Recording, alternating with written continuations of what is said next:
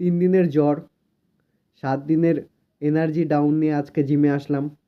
এসে ওয়েটটা মেপে দেখি যে 1 কেজি 700 গ্রাম লস। এই 1 কেজি 700 গ্রাম ওজন রিকভার করতে এখন 2 সপ্তাহ টাইম লাগবে। আর হিসাবের থেকে বেশি ডায়েট, বেশি ক্যালোরি, বেশি প্রোটিন, বেশি কার্বোহাইড্রেট বেশি কনজিউম করতে হবে এখন।